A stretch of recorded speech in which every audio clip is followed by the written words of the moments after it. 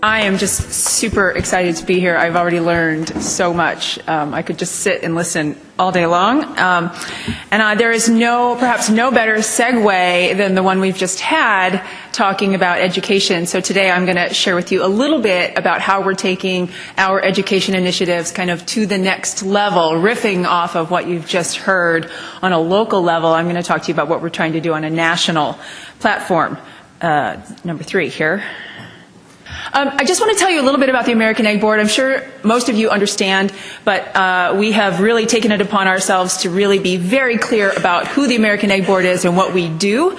We are the national checkoff program for the American egg industry. We represent 175 U.S. egg producers, and we are the marketing arm for the incredible edible egg. So it's very important to be very clear about what our objectives are and what our foundations are. Our foundations really are rooted in education, research, and promotion. We are governed by the USDA, and therefore are fairly limited in the types of work that we can do. But of course, you heard me talk about education. So our education initiative really is focused on protect and promote our U.S. egg producers. That's what we do, and that's what our mandate is. Why education? We believe, of course, as is reflected here today, education is critical. Agricultural and agricultural. See what I did there? Agricultural. It's a little pun we like to throw out. We do talk about farm to table. We do talk about transparency. I know being authentic and transparent is a theme of the work that we've been doing today. So I'm very pleased to say that we're trying to reflect that as well. We also look very specifically at aligning any education work we're doing with Common Core national curriculum standards across STEM and language arts. We spend a lot of money and a lot of time with education experts making sure that our work reflects what's happening in the schools. And in spite of what we're talking about today, we have found that a lot of teachers are already doing this. A lot of teachers are talking about agricultural education in the classroom. Sometimes they're on the other side of the fence, but sometimes they're not. And so we're looking to build upon the foundation of people who are willing to listen and willing to understand both sides. Our education platforms are focused on these key messages: protecting our farmers' reputations. We focus on America's egg farmers are committed to doing what's right for their hens, the environment, and their communities. And our other key message is that America's egg farmers are proud to provide Americans with safe, affordable, nutritious food. So that's our platform. And in terms of the work that we're doing in Enlisting and Ally, we have chosen the national partner of Discovery Education. Discovery Education is our ally. Why Discovery? We went through a lot of companies and looked at a lot of partners in this arena. We chose Discovery because it is a national trusted brand. Discovery Communications is the parent company. Discovery Communications is the #1 global nonfiction communications company, and Discovery Education is a subset of that. They focus on K through 12, so the full breadth of grade bands, which is important to us because we are starting with the little guys and ending up with the high school guys, and we're trying to reach that entire grade, all those grade segments. More than 50% of U.S. schools subscribe to Discovery Education, so they have a very, very large footprint in the United States. They are subscription-based. They use digital textbooks and streaming and a variety of other digital tools to reach teachers. They have a Discovery Education Network, which is focused on more than 1 million and growing teachers who subscribe and participate in their programs, and that's a very large footprint, larger than any of the other education companies to our knowledge. They know how kids learn, and they embrace agriculture. When we started working with Discovery, we decided that the one thing we weren't able to do, again, riffing off of the previous panel, is that going classroom by classroom, farm by farm, trying to stage field trips was not tenable. So how do we take that to the next level? Of course, a virtual farm field trip was an obvious solution. So that's what we did. We started developing field trips in 2012, so we are heading into our 5th year. Again, we started small, started with something attainable, something measurable. We focused on the little guys, so we focused on K through 5 to start really just giving them some visibility, going into the classroom and putting our farmers out front. Talking to teachers with 45 minutes of live programming supplemented by B-roll or background roll straight from the farm. We showed hens in cages. We showed manure. We showed how eggs are candled and how the USDA looks at eggs. We looked at every element that we could fit into 45 minutes and put our farmers out front talking about the work they do on the farm. Some of their staff were put out front in the field trips as well, and really trying to create that authentic, transparent, not just education, but also a little bit of entertainment. We tried to make our farmers look real. These are real people running real businesses, and we tried to convey that in the most meaningful way possible. These are live field trips, so they're via satellite. There's a satellite truck out the back of the farm. We're on the farm, staging this program. There are people with headphones running around, lots of microphones, cameras, the works. We have done K through 5 typically, and then last year we decided that we needed to start moving up into the higher grade bands, so we did introduce a second field trip in 2015. So we did a K through 5 elementary field trip in around the Easter time frame, and we do a middle school field trip around World Egg Day, which is the first week of October. I think it's really important to note that these field trips have been remarkably successful. I can throw all kinds of metrics at you, but I'm not going to bore you. Here's what you need to know. The top 2 field trips you can see here, we started in 2012 in Arizona, moved into Oregon in 2013. Those 2 field trips alone are in the top ranking field trips in Discovery Education's full portfolio. They have outperformed, this is cool, they have outperformed an NFL player turned astronaut that staged a virtual farm, not a virtual farm field trip, staged a virtual field trip. They have also outperformed President Obama's delivery on how the assassination of Osama bin Laden, and also their Mythbusters, which is a very popular field trip that they do. If you're familiar with that property, that's an integrated property, it's a Discovery property, and they do a field trip to show how Mythbusters is filmed. Our field trips outpaced and outperformed all 3 of those. So they are in the top, those 2 first field trips are in the top 5 field trips of all time with Discovery Education. So again, we're trying to move the field trips around the country, give a lot of geographic differences, and we're going to, into the future, continue to look at not only the elementary school, but also the middle school and eventually high school. Thus far, more than 1.9 million students reached through the field trips and the accompanying lesson plans and pre- and post field trip activities to date. More than 1 million total views of the Education Station program website. There you have it. educationstation.discoveryeducation.com is where all of these field trips are housed on demand. And then nearly 130,000 on-demand video streams and counting. So that's without a whole lot of paid promotion. At educationstation.discoveryeducation.com. And just one more point is that not only in terms of creating allies, we have found that allies beget allies. So not only have we developed this marvelous warm embrace from Discovery Education, but because of their existing partnerships as well, we have also been able to take our content and with one of Discovery Education's partners called Together Counts, which is a nonprofit formed by the Healthy Weight Commitment Foundation. They have also absorbed a lot of our content, including our farmer spotlights. They help promote our virtual farm field trips, and they reach 27 million classrooms across the country. So it's a very, very important relationship for us, and we see it as only the beginning of a foundation that will continue to enlist and attract other allies as we move forward.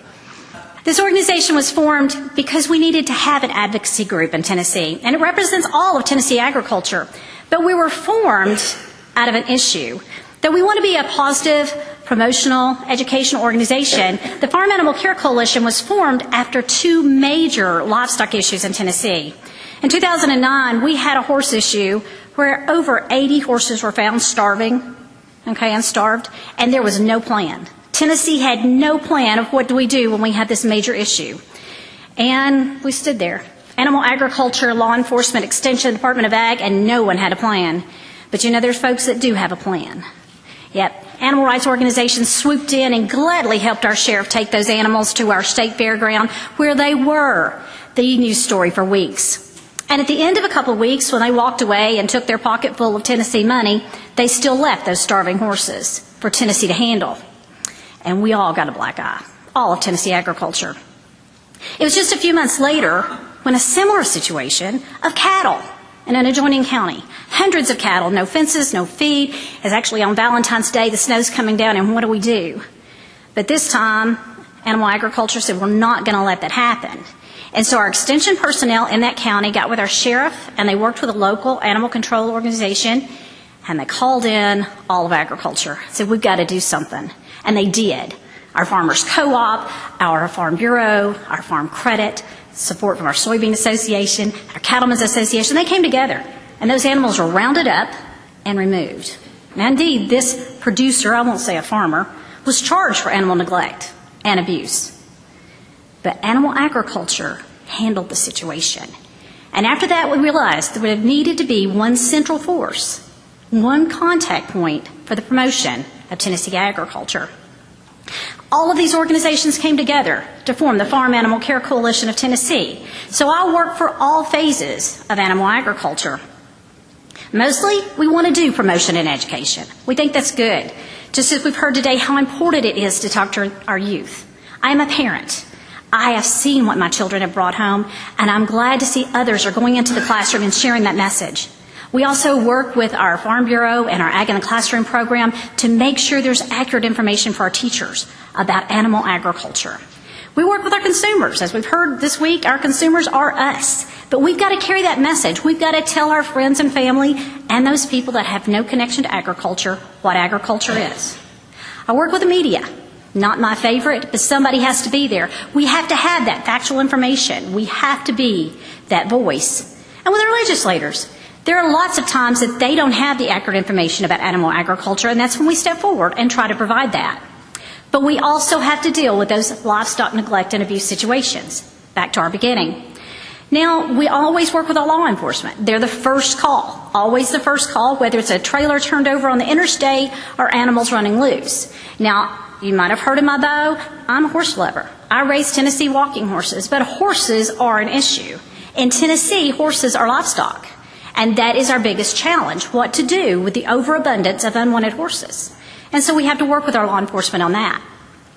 Tennessee is also a little different in that for a number of years, our Agriculture Extension Service has been the organization that determined neglect or abuse.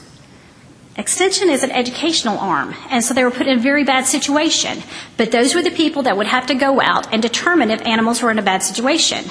Now, oftentimes, those were not livestock producers they were working with. As you know, it's someone that was hoarding animals or suddenly got some animals that really weren't farmers. Recently, as in just 2 weeks ago, that is now moving to the Tennessee Department of Agriculture as far as the regulatory part of it and determining livestock neglect and abuse. But we realized there was no true connection. There was no communication between all of those. And so in October, the Farm Animal Care Coalition conducted Livestock 911, Basic Response to Livestock Investigations, where we brought together sheriffs, police deputies, state troopers, our Extension Department, our Department of Ag, and we all came together to discuss the changes in the laws and what to do. Because just as we discussed that the average consumer doesn't know a lot about agriculture, many of our law enforcement don't understand either. They don't understand that those 1,200-pound cattle are just a little different than a big dog. We had some great speakers. We're very fortunate to have speakers from the Department of Ag to talk about the rule changes. We had the University of Tennessee to talk about how important the educational role is that they play. We're very fortunate to have a speaker from the National Pork Producers because they have a strategy.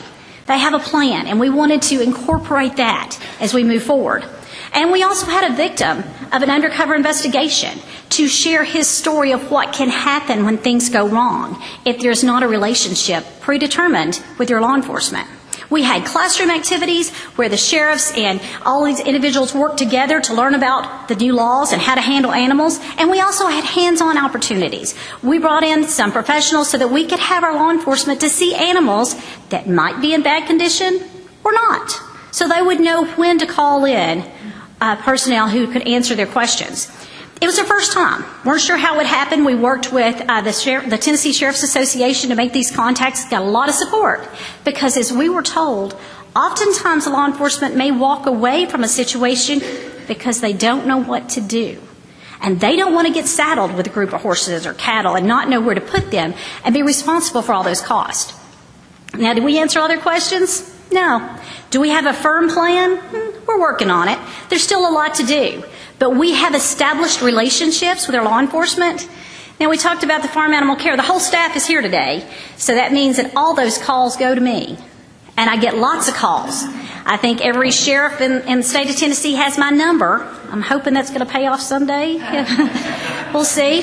But yeah, they do get those calls. I don't always have the answers, but at least we have a network. We have a place to go. We have a plan that we can work with law enforcement to make sure that animal agriculture, the ag community, is where they turn to, and not the animal rights organizations who are always there with more money and more time because we're out working. But we're going to be there, and we have the people that are willing to step up and do that. What are we going to do? We determined what we had to do was listen. When we had law enforcement that didn't know what to do and who to turn to, we're there.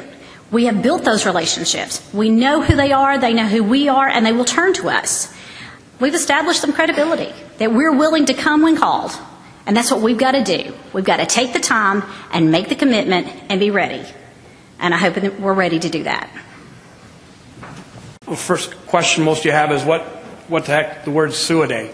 Suidae is basically Latin for pig, one of the first words that are used that way. What I'd like to do today is share a little bit of a story and start out with a way to kind of grab your attention, because I know it's Friday and everybody's focused on going back home. I want to talk about some allies we've created and then kind of leave you some action items to work forward. So, Suidae, as an organization, is a swine service company. We work with several hundred pork producers throughout the Midwest, and we offer a cafeteria of 5 different types of services. We have a veterinary professional team that offers traditional veterinary services.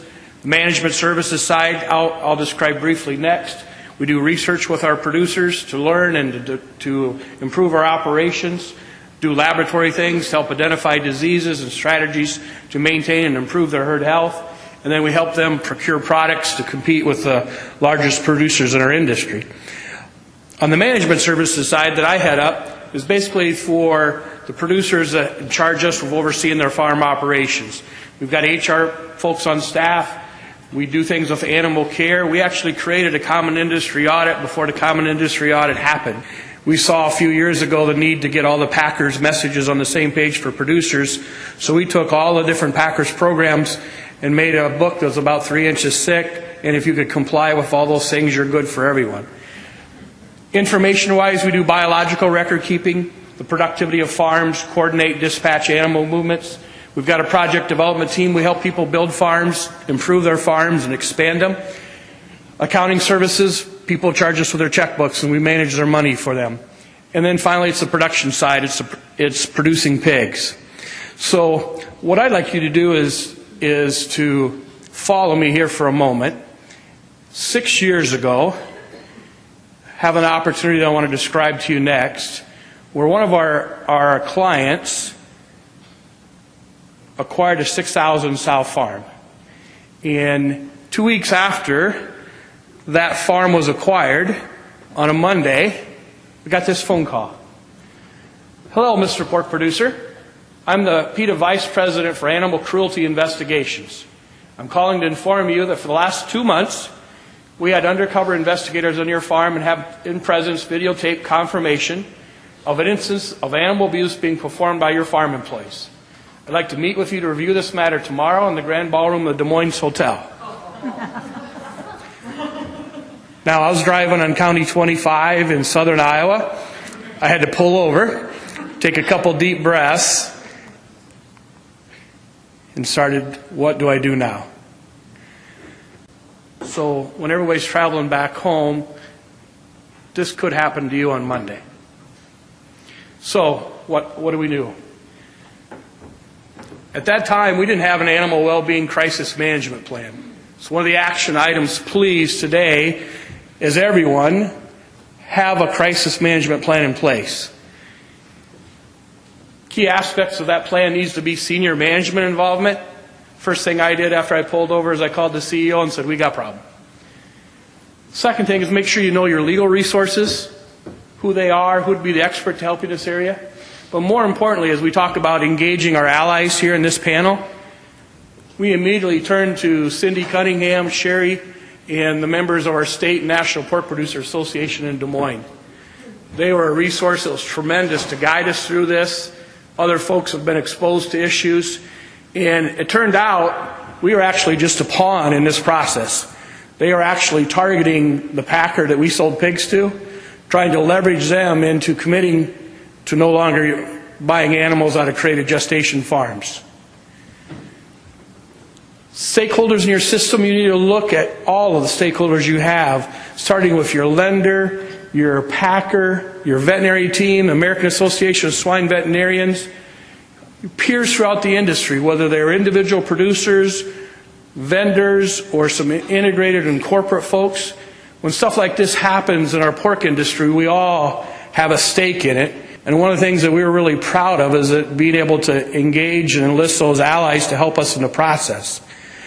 And one of the action items we'd like to leave you with today is don't wait till a crisis happens to make sure those relationships are formulated and you're well engaged with them. You pick up a newspaper or you hear something on the TV, somebody else having a problem. Don't just think, oh, those poor souls. Think about how are we proactively staying ahead of that. And make sure you help them as an ally, because sometime it may be you that needs the help. Crisis action plan. Some of the things that would come up right away is how are we going to interact with the officials from PETA? Who's going to be the contact person? The media. I mean, I'm a small Iowa hog farmer. You got Twitter, you got Facebook, and all those things now.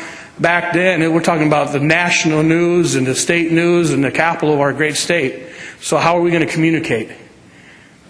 Then we have to look at all the stakeholders. When your stakeholders hear something happens to you, everybody puts their head down and you're kind of isolated off to the side at first, that they want to be arm's length with you until the dust settles. So you need to reach out and make sure how you're going to interact with them.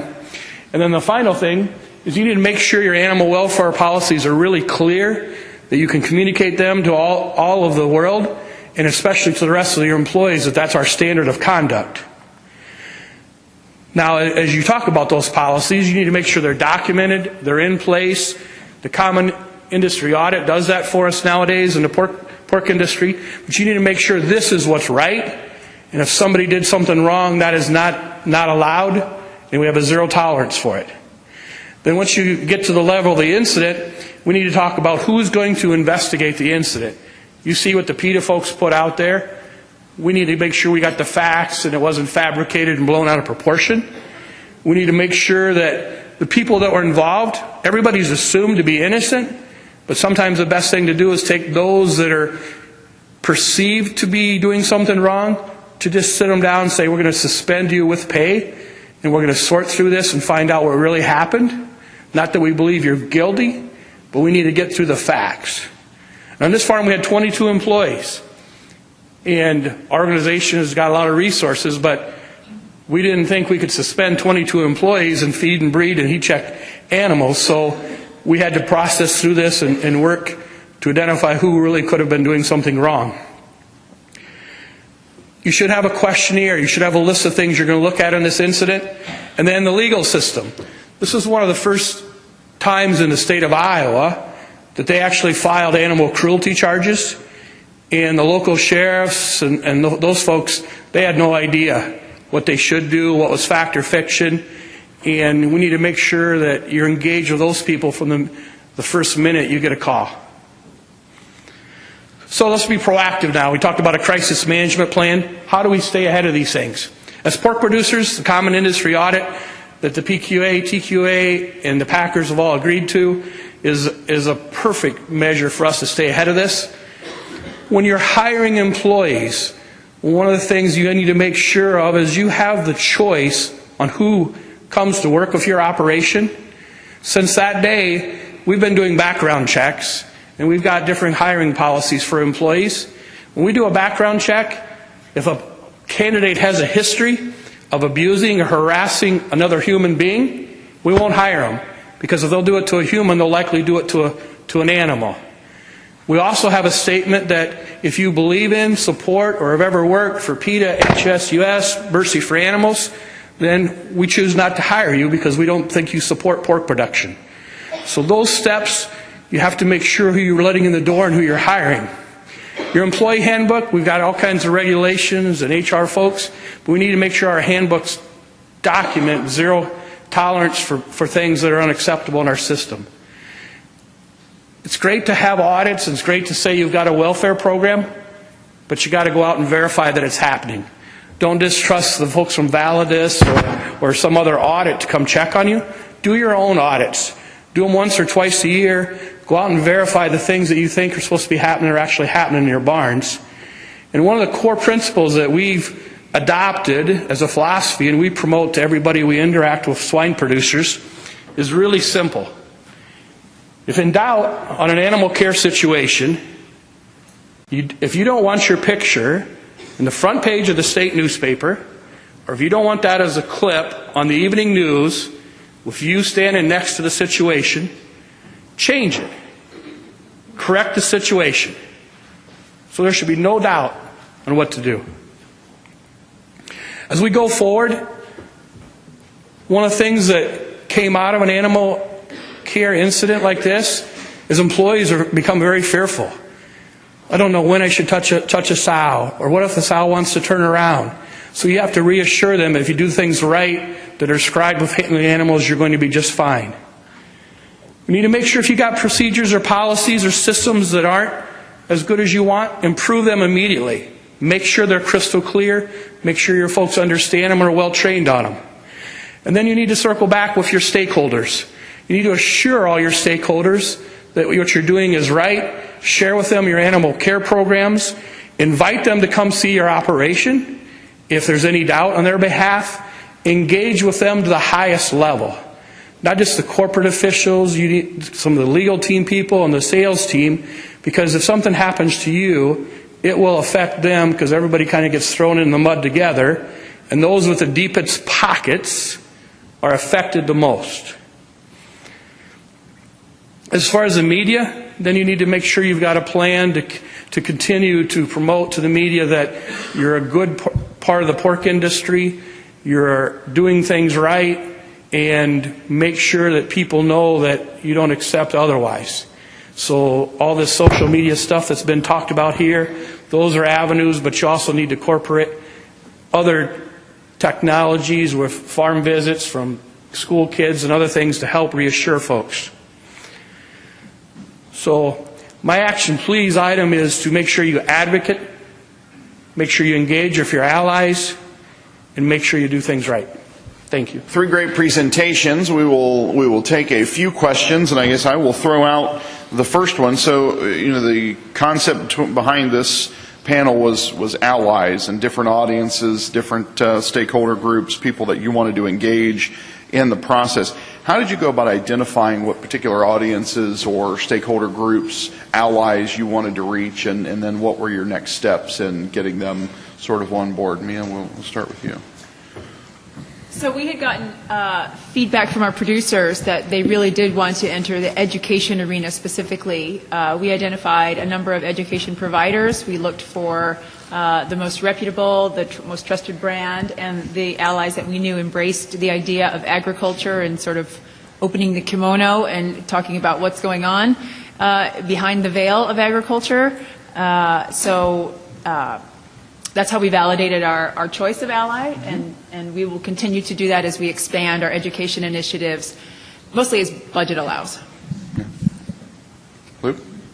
Ours was very simple. We needed to work with law enforcement, so we engaged with the Tennessee Sheriff's Association, very close working relationship there, and it was very positive and moved forward. Our extension personnel who had been involved in the investigations, and now with the Department of Ag, so we brought all those together. Yeah. Okay. It's really fairly simple. You look at your producer association, you look at your customers secondly, and you look at your largest vendors that you align with to produce your product. Great.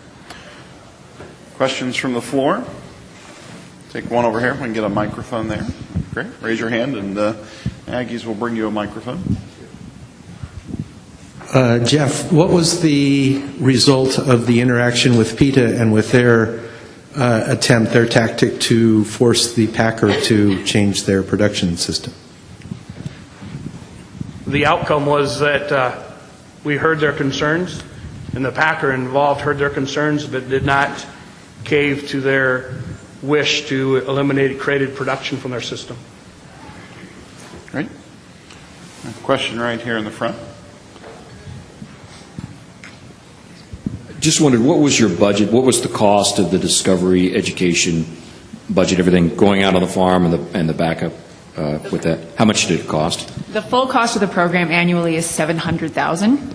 So it's a big number, but it includes a number of other initiatives that I didn't mention beyond just the 2 field trips. And I should mention, Discovery is such a great partner that they did throw in the second field trip for free. So they do 2 for the price of what they were originally doing 1 for.